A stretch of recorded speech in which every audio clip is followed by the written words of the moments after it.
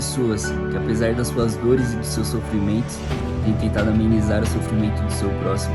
É sobre Jesus, de uma forma real, através de pessoas reais.